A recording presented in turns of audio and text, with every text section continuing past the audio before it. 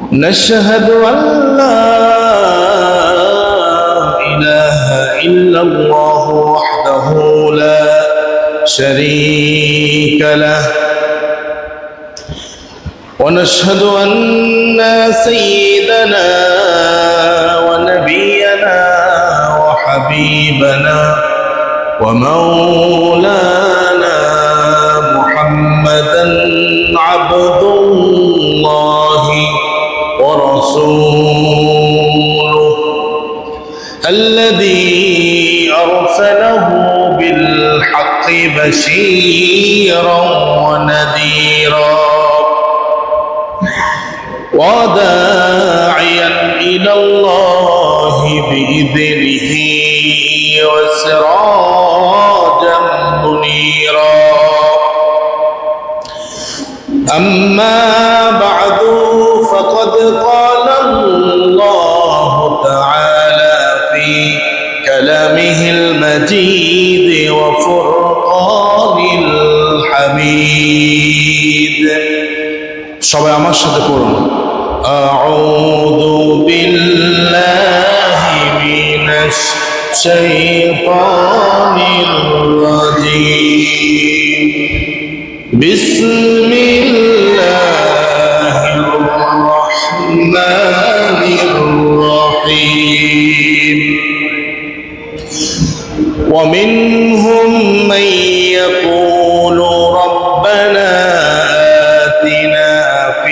الدنيا حسنة وفي الآخرة حسنة وقنا عذاب النار إن الله وملائكته يصلون على النبي يا أيها الذين آمنوا صلوا عليه وسلموا تسليما اللهم صل على مولانا محمد وعلى سيدنا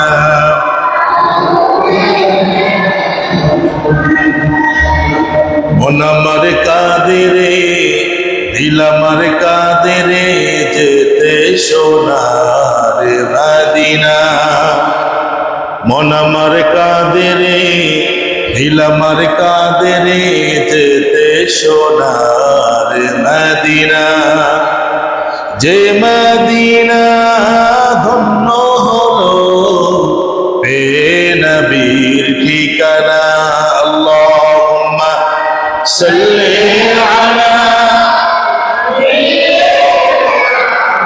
মাওলানা মুহাম্মদ ওয়া আলা আলি সাইয়্যিদিনা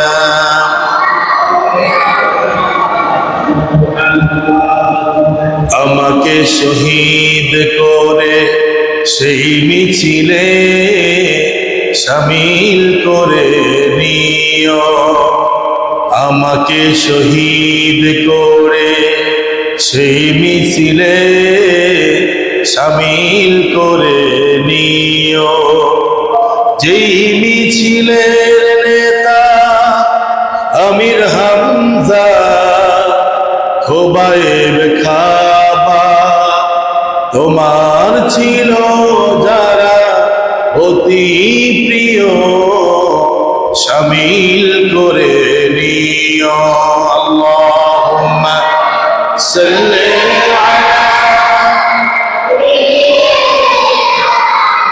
মাওলানা মুহাম্মদ ওয়া আলা আলি সাইয়্যিদিনা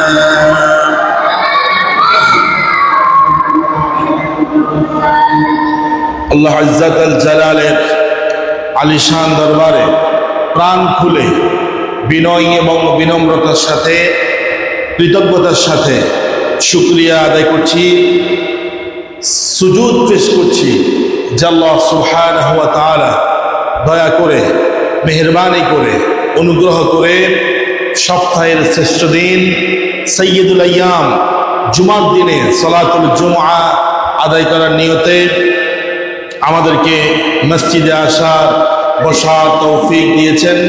সে আল্লাহ পাকের জন্য প্রাণ খুলে আমরা সকলে পড়ছি আলহামদুলিল্লাহ। قل ربنا لك الحمد حمدا كثيرا طيبا مباركا فيه يا ربي لك الحمد كما ينبغي لجلال وجهك وعظيم سلطانك। প্রশংসা আদায় করেছি কার? সবসময় প্রশংসা আদায় করবো কার? আল্লাহ তাআলা যেন তৌফিক এনায়েত করে আমরা পড়ছি আমিন। সম্মানিত হাজরিন, প্রিয় মুসল্লিয়ানে কেরাম, আমি কোরআনুল কারীমের 2 নম্বর সূরা বাকারা থেকে আপনাদের সামনে তেলাওয়াত করেছি। 201 নম্বর আয়াত তেলাওয়াত করেছি। এই আয়াতের আলোকে আল্লাহ সুবহানাহু ওয়া তাআলা যেন আমাকে হেদায়েতিমূলক কিছু কথা বলার তৌফিক দান করেন। আমরা পড়ছি আমিন। আর জোরে পড়ছি আমিন। যে আয়াতটি আমি তেলাওয়াত করলাম এটি একটি পরিচিত আয়াত, যেটি আমাদের মুনাজাতের মধ্যে আমরা আল্লাহর কাছে বলে থাকি, ঠিক কি না? এই আয়াতটি মুখস্থ নাই এমন কোন মুসল্লি হয়তো খুঁজে পাওয়া যাবে না, ঠিক কি না? কিন্তু এই আয়াতের ভিতরে আল্লাহ সুবহানাহু ওয়া তাআলা যে হেদায়েত আমাদের জন্য রেখেছেন আমরা সেটা নিতে পারছি না। আমি যতটুকু সময় পাই এই সংক্ষিপ্ত সময়ে এই আয়াতের আলোকে কোরআন এবং সুন্নাহর দলিল দিয়ে কিছু কথা বলার চেষ্টা করব। ওয়ামা তাওফীকি ইল্লা বিল্লাহ আলাইহি তাওয়াক্কালতু ওয়া ইলাইহি উনীব। পড়েন আমিন। আল্লাহ পাক বলছেন, وَمِنْهُمْ مَنْ يَقُولُ رَبَّنَا آتِنَا فِي الدُّنْيَا حَسَنَةً وَفِي الْآخِرَةِ حَسَنَةً وَقِنَا عَذَابَ النَّارِ। রব্বুল আলামিন বলেন, وَمِنْهُمْ, আর তাদের মধ্য থেকে, ঈমানদারদের মধ্য থেকে, মাইয়াকুলু, তারা বলে, রব্বানা, হে আমাদের রব, আতিনা, আমাদেরকে দান করেন, ফিদ দুনিয়া, দুনিয়ার জন্য, হাসানা, কল্যাণ। আল্লাহ পাক বলছেন ঈমানদারদের মধ্য থেকে যারা আমার কাছে দোয়া করে, আমার কাছে আবেদন করে আর এই কথা বলে, রব্বানা আতিনা ফিদ দুনিয়া হাসানা, হে আমাদের রব, আমাদের জন্য দুনিয়ার যে কল্যাণ, দুনিয়ার যে সুখ শান্তি, দুনিয়ার যে স্বাচ্ছন্দ্য, দুনিয়ার যে বরকত, দুনিয়ার যে কল্যাণ আমাদেরকে দান করেন। সুবহানাল্লাহ। শুধু দুনিয়া না, ওয়াফিল আখিরাতি হাসানা, আমরা আপনার কাছে পরকালীন মুক্তিও চাই। সুবহানাল্লাহ। দেখেন ঈমানদারদের দোয়ার স্টাইল দেখেন। আল্লাহ পাক বলছেন যারা ঈমানদার তারা আমার কাছে দুনিয়াও চায়, আখিরাতও। সবাই কথা বলতে হবে। যারা ঈমানদার তারা দুনিয়াও চায়, আখিরাতও। আর যারা বেঈমান, নাফরমান, তারা দুনিয়া চায়, পরকাল তারা। আমাদের মুসলমানদের মধ্যে এক শ্রেণীর মানুষ দেখবেন, ওরা বলে পরকাল দরকার নাই, দুনিয়াতেই আমার সব লাগবে, ঠিক কি না? এই জন্য দেখবেন কিছু কিছু মানুষ খুব হিংস্র হয়, কারণ পরকালকে যারা বিশ্বাস করে এরা কখনো উগ্র হয় না, হিংস্র হয় না, সন্ত্রাসী হয় না, ঠিক কিনা কর? কারণ তারা জানে পরকাল নামে একটা জগৎ আছে, ওই জগতে আল্লাহর সামনে আমাকে হাজির হতে হবে, আমাকে হিসাব দিতে হবে, ঠিক কিনা? তাহলে আল্লাহ পাক বলছেন ঈমানদারদের মধ্য থেকে এমন এমন মানুষ আছে যারা আমার কাছে দুনিয়ার কল্যাণ চায়, দুনিয়ার সমৃদ্ধি চায়, সুখ শান্তি চায়, আবার পরকালের জন্য কিভাবে মুক্তি পেতে পারে সেটাও তারা আমার কাছে চায়। সুবহানাল্লাহ। কম আমার ভাইরা, দুনিয়ার কল্যাণ অবশ্যই লাগবে, দুনিয়া ছাড়া আখিরাত পাওয়া যাবে না, ঠিক না? কোন আমাদের মধ্যে অনেকের বিশ্বাস যে আমি শুধু আখিরাত চাই, দুনিয়া আমার লাগবে না। না, দুনিয়াকে বাদ দিয়ে পরকাল আশা করা যায় না, ঠিক কিনা? কোন আমার ভাইয়েরা, নবী করিম সাল্লাল্লাহু আলাইহি সাল্লাম বলেছেন আদ-দুনিয়া মাজরাআতুল আখিরাহ, দুনিয়া হলো আখিরাতের কৃষিক্ষেত। দুনিয়াতে আমরা যা করব আখিরাতে আল্লাহ রাব্বুল আলামিন তার প্রতিদান দিয়ে দিবে। সুবহানাল্লাহ। একজন ইমানদার ব্যক্তি দুনিয়া থেকে জান্নাত কামাই করে, আর একজন অমুসলিম কাফের মুশরিক বেঈমান নাফরমান দুনিয়াতে জাহান্নাম ক্রয় করে। আমরা যারা ইমানদার আছি, আমরা দুনিয়া থেকে, এই দুনিয়াতে থেকে আমরা জান্নাত কিভাবে কামাই করা যায়, জান্নাত কিভাবে লাভ করা যায়, সেই কাজ আমরা করতে হবে, ঠিক কিনা? কারণ দুনিয়ার কল্যাণ যেমন লাগবে, পরকালে মুক্তির জন্য আমাদের কাজ করতে হবে। শুধু দুনিয়াতে সব পেলাম, পরকাল লাগবে না তা কিন্তু নয়, দুনিয়াও লাগবে, পরকালও। আমার ভাইরা, নবী করিম সাল্লাল্লাহু আলাইহি সাল্লাম একবার তিনি এক অসুস্থ রোগীকে দেখতে গেলেন। আমরা মাঝে মধ্যে অসুস্থ রোগীকে দেখতে যাই না? যাই। এটা আমাদের নবীজির শেখানো সুন্নাত। আলহামদুলিল্লাহ, আমাদের মধ্যে অনেকের ভিতরে আমরা এটা দেখি, আবার অনেকের ভিতরে দেখি না, ঠিক এরকম। জামাত ইসলামের ডক্টর শফিকুর রহমান অসুস্থ হয়েছেন, বিএনপির মির্জা ফখরুল দেখতে গিয়েছেন। এটা হচ্ছে রাজনৈতিক সৌন্দর্য, ঠিক কিনা? কর এভাবে হওয়া দরকার, এভাবে হওয়া উচিত। কে কোন দল করে সেটা বিবেচ্য বিষয় হচ্ছে পরে। যে কোনো মুসলমান যদি অসুস্থ হয়, তাহলে আমাদের দায়িত্ব হচ্ছে তাকে দেখতে যাওয়া, তার পাশে দাঁড়ানো, ঠিক কিনা? কর একজন মুসলমানের উপর আরেকজন মুসলমানের 6টি হক। লিল মুসলিমি আলাল মুসলিমি সিদ্দু খিসাল। নবী করিম সাল্লাল্লাহু আলাইহি সাল্লাম বলছেন, একজন মুসলমানের কাছে আরেকজন মুসলমান 6টা হক পাওনা। কয়টা?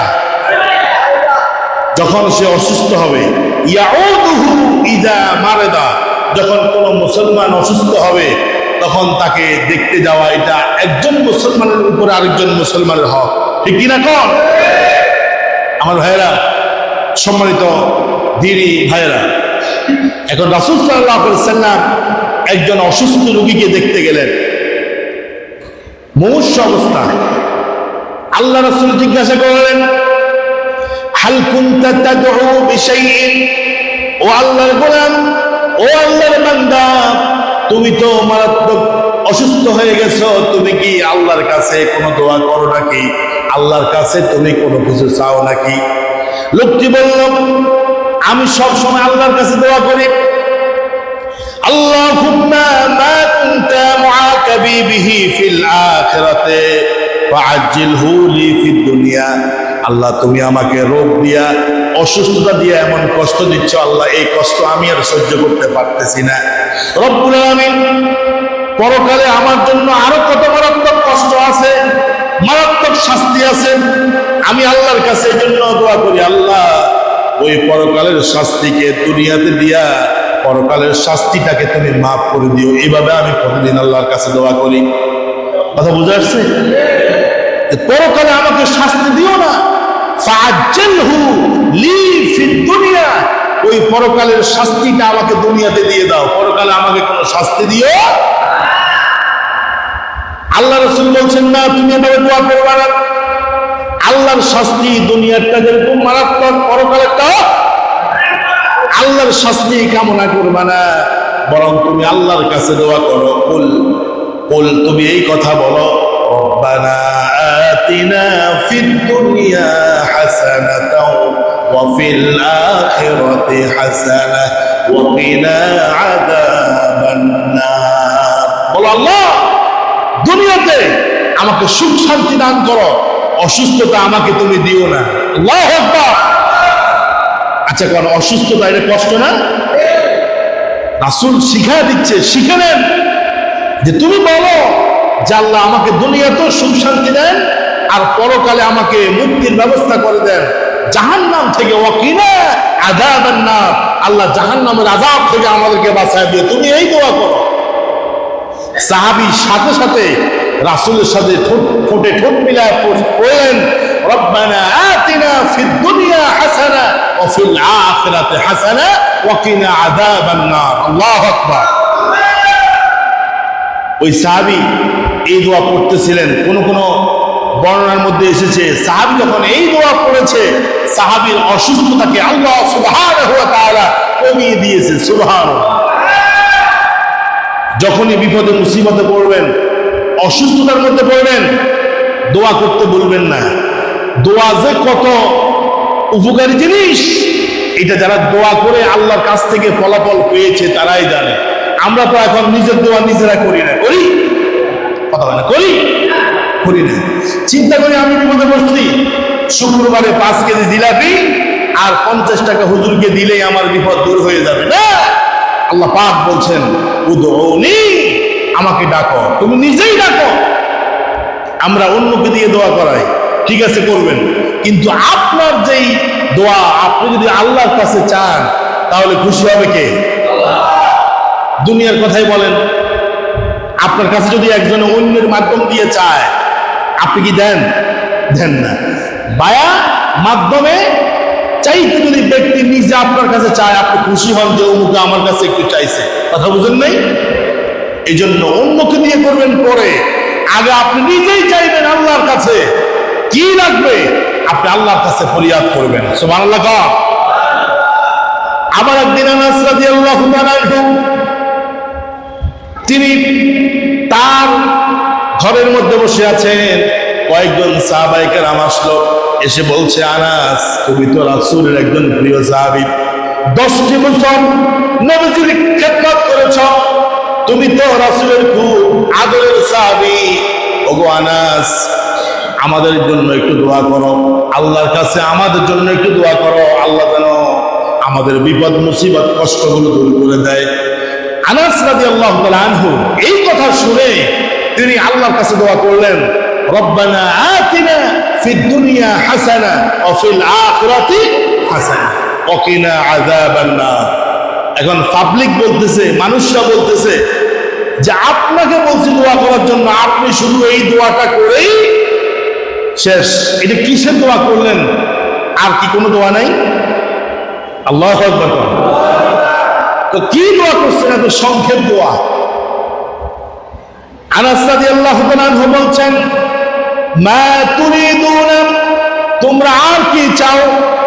আমি যেই দোয়াটি করেছি এটা কোরআনের একটা আয়াত, আল্লাহর কাছে এই আয়াতটা এই দোয়াটা এত বেশি প্রিয়, তোমরা এর চাইতে আর কি চাও? মা তুরিদুনা, তোমরা আর কি চাও? আল্লাহু আকবার কন্যা। আনাস রাদিয়াল্লাহু তাআলা আনহু বললেন আকতার মা ইয়াদউ দাওয়াতান নবী সাল্লাল্লাহু আলাইহি ওয়াসাল্লাম, আল্লাহ রাসূল বেশি বেশি যে দোয়াটা করতেন, আল্লাহর কাছে সবচাইতে যেই দোয়াটা বেশি করতেন সেটা হলো রব্বানা আতিনা ফিদ দুনিয়া হাসানাহ ওয়া ফিল আখিরাতি হাসানাতাও ওয়া কিনা আযাবান নার। আনাস বলছে রাদিয়াল্লাহু তাআলা আনহু আকতার মা ইয়াদউ দাওয়াতান নবী সাল্লাল্লাহু আলাইহি সাল্লাম, নবী করিম সাল্লাল্লাহু আলাইহি সাল্লামের বেশি দোয়ার মধ্যে এই দোয়াটা থাকতো যে আল্লাহ দুনিয়াতে কল্যাণ মঙ্গল বরকত সুখ শান্তি দেন আর পরকালে মুক্তির ব্যবস্থা করেন। এর চাইতে বড় দোয়া আসমানের নিচে জমিনের উপরে আর কোনটা হতে পারে না। তাহলে আমরা দুনিয়ার কল্যাণও চাই, পরকালের মুক্তিও চাই, ইনশাআল্লাহ বলেন। এখন যারা বোধবাদী বস্তুবাদী, তারপর যারা সমাজতান্ত্রিক বা যারা বামপন্থী আছে, দেখবেন যে তারা বলে যে পরকাল সে তো অদৃশ্য, যেটা দেখি না, আনসিন ইজ নাথিং, যেটা দেখি না ওটাকে বিশ্বাস। বাম রাজনীতি বাংলাদেশে আছে কিনা? আছে।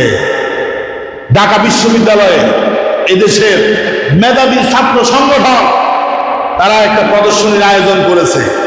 কুকুরের মতো বাম সংগঠনের কয়েকটা ছাত্র নামের অছাত্র কুলাঙ্গার, তারা 10টা দল মিলাইয়া 50 থেকে 60 জন হবে, তারা গেও গেও শুরু করছে না? আপনারা অনেকে দেখছেন। আসল কথা হলো এই ছাত্র নামের অছাত্রগুলো এরাই হচ্ছে এই দেশের জন্য বিষ পোড়া, ঠিক কিনা কন? নাম হচ্ছে মুসলমানের, কিন্তু বামপন্থী লেফটিস্ট এরা এমন এমন দাবি করে, এমন এমন কথা বলে যে এদের ঈমান জন্মের পরেই চলে গেছে। কথা বল ঠিক না? এরা দুনিয়া চায়, পরকাল চায় না, ইসলামকে মোটেও সহ্য করে না, ইসলামী আন্দোলনকে মোটেও সহ্য করে না, কোরআনকে মোটেও সহ্য করে না। এরা ইসলামের নাম শুনলে এদের গায়ের মধ্যে জ্বালা শুরু হয়ে যায়, ঠিক কিনা কর? এই জন্য আমরা সবসময় আল্লাহর কাছে বলবো, আল্লাহ দুনিয়াও চাই, আখিরাতও চাই। দুনিয়াকে আখিরাতকে কখনো ভুলে যাওয়া যাবে না। আমার ভাইয়েরা, সম্মানিত বন্ধুরা, আসুন সূরা বাকারার 201 নম্বর আয়াতের আলোকে আমরা আজকে কিছু কথা উপস্থাপন করতে চাই। আল্লাহ যেন দরকারি কথাগুলো আমার জবান দিয়ে বের করে দেন, পড়েন আমিন। দুইটা কথা, এক দুনিয়াবি কল্যাণ, দুই পরকালীন মুক্তি। এখন দুনিয়ার কল্যাণ সেটা আবার কি জিনিস? সেটা আবার কি? দুনিয়ার নিয়ামত সেটা আবার কি? দুনিয়ার শান্তি সুখ সেটা কি? সেটা হলো মুফাসসিরিনে কেরাম ব্যাখ্যা করেছেন যে দুনিয়ার হাসানা, দুনিয়ার কল্যাণ হচ্ছে সুস্থতা। বলেন কি? এই যে আমি আর আপনি এখানে বসে আছি, সুস্থ অবস্থায় নিঃশ্বাস নিচ্ছি, অক্সিজেন গ্রহণ করছি, এটা কার নিয়ামত? জোরে তো বললেন না, কার নিয়ামত? হাসপাতালের ভেন্টিলেশন, এই যে আমরা অক্সিজেন গ্রহণ করি, প্রতিদিন কি পরিমাণ বিল আসে, যারা অক্সিজেনের বিল দিয়েছে তারা জানে।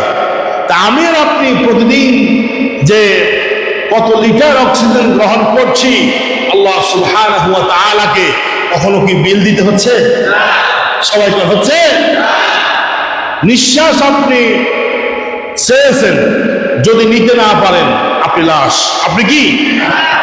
নিঃশ্বাস আপনি চেয়েছেন, ছাড়ার পর আবার নিবেন, নেওয়ার সুযোগ আল্লাহ তাআলা আপনাকে দেয় নাই। মালাকুল মউত খফ করে আপনার রূহটাকে টান মেরে নিয়ে গেছে, আপনার রূহ পাখিটা বের হয়ে গেছে, আপনার ভিতরে এখন আর রূহ নেই, আপনি মৃত হয়ে গেছেন।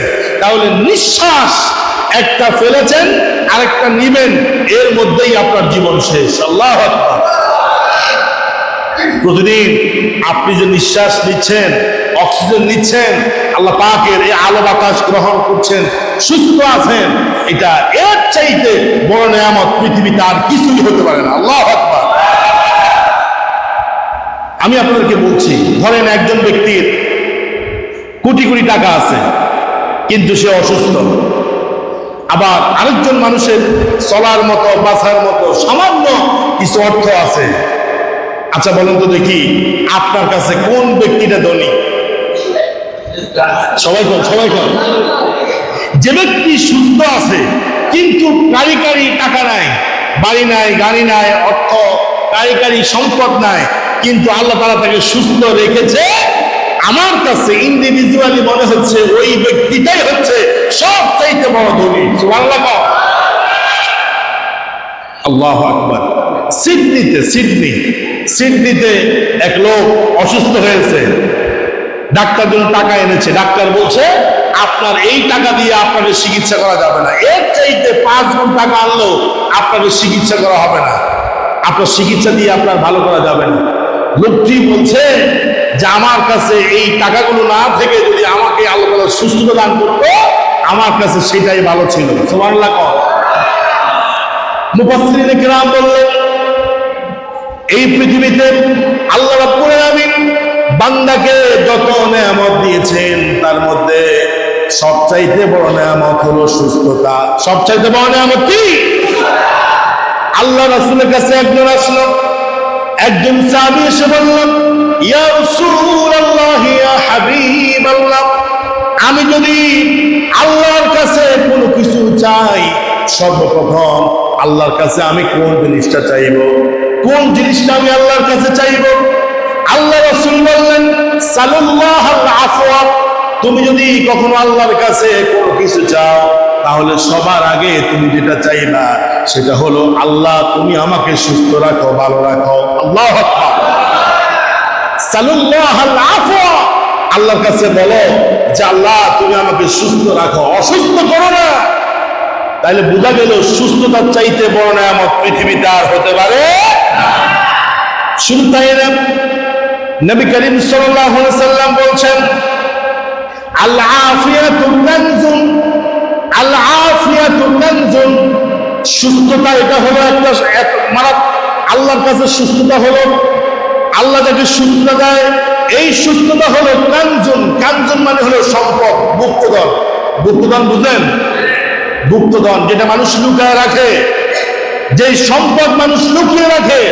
নবীজি সাল্লাল্লাহু আলাইহি ওয়াসাল্লাম বলেছেন, আল আফিয়াতু কানজুন, সুস্থতা এটা হলো একটা সম্পদ, এটা হলো একটা গুপ্তধন।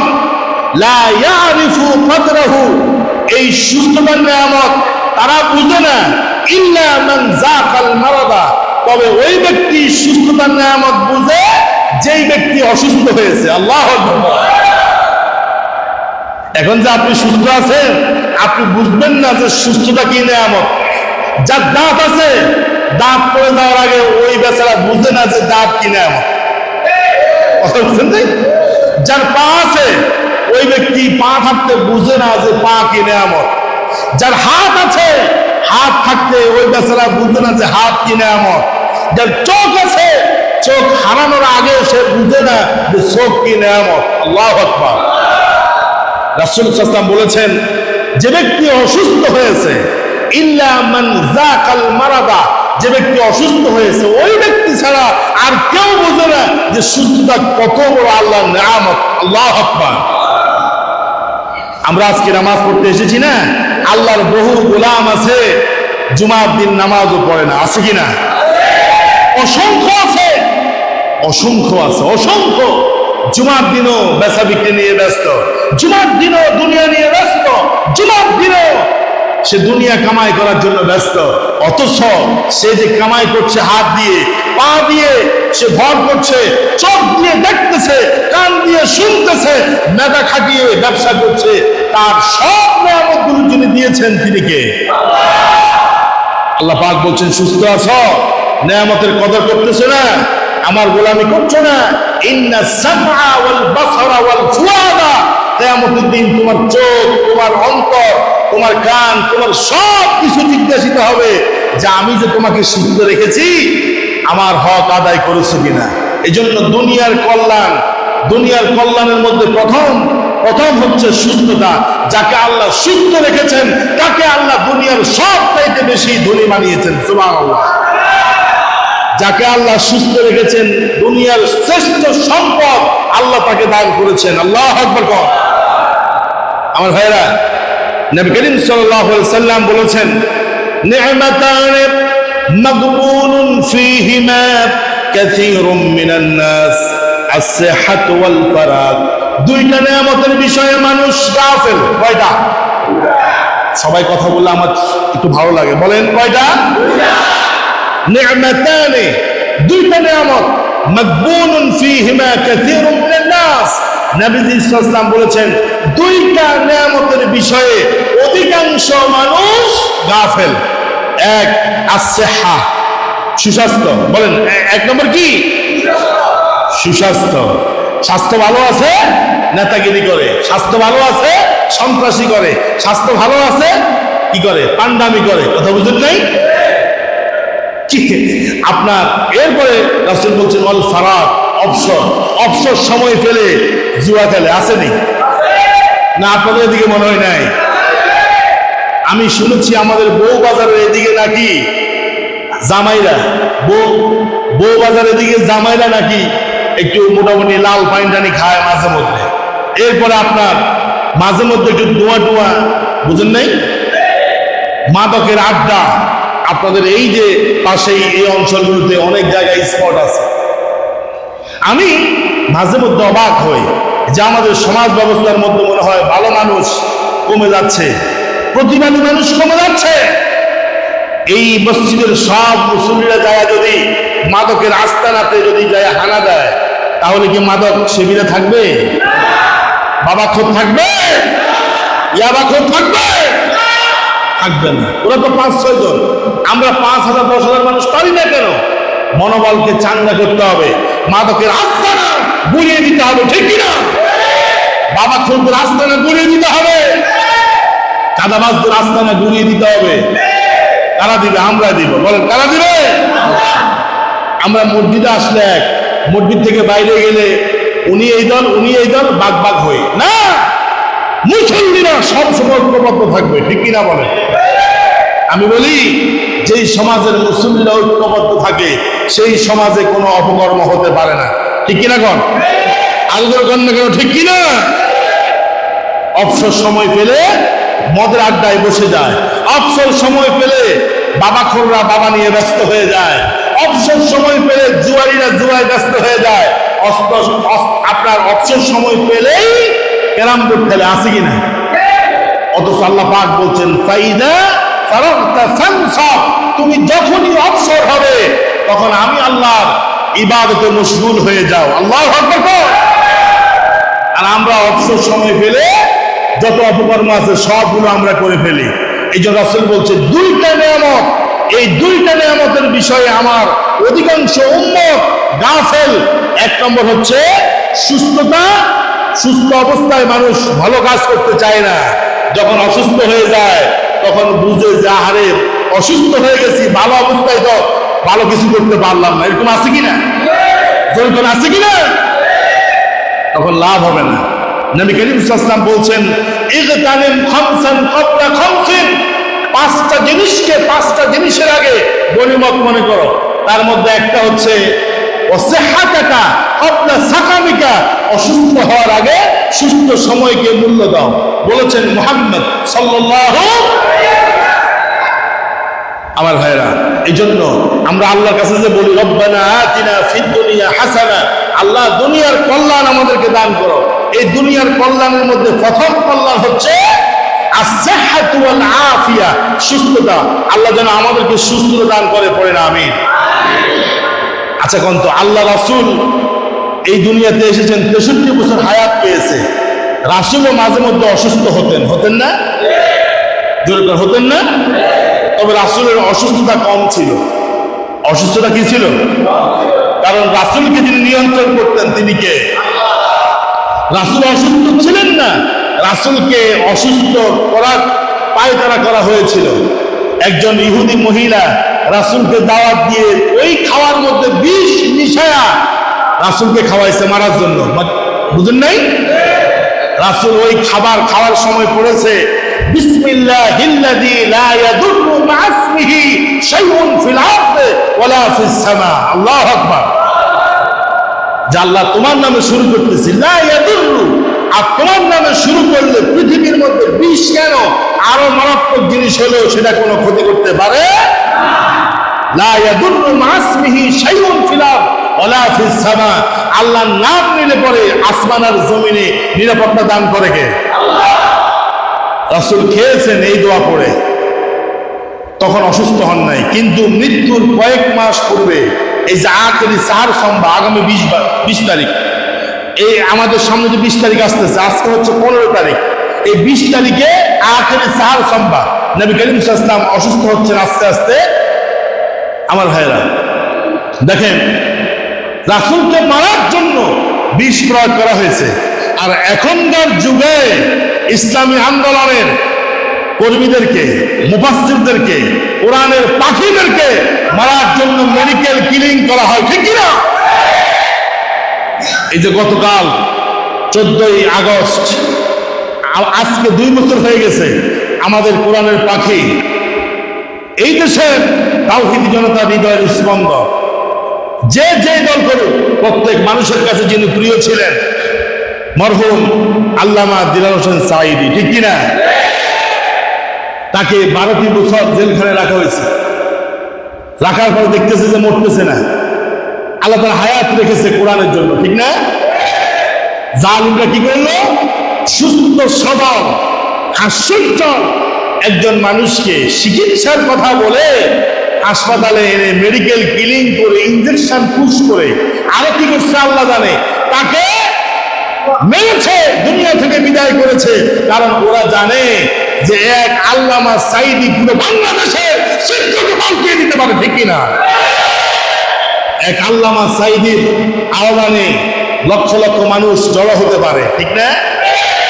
আমরা তো 20 কোটি 30 কোটি এক খরচ করলে মানুষ 2000 5000 1 লাখ জমাইতে কষ্ট হয়, আর আল্লামা সাঈদীর কথা শুনলে লক্ষ লক্ষ মানুষ ময়দানে হাজির হয়। আল্লাহু আকবার।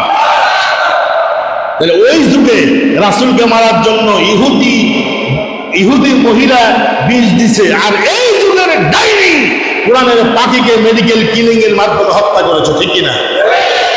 পার্থক্য আছে? সময় পাল্টেছে, যুগ পাল্টেছে, কিন্তু চরিত্র পাল্টায় নাই, ঠিক কিনা? কর ধরে বলেন, ঠিক কিনা?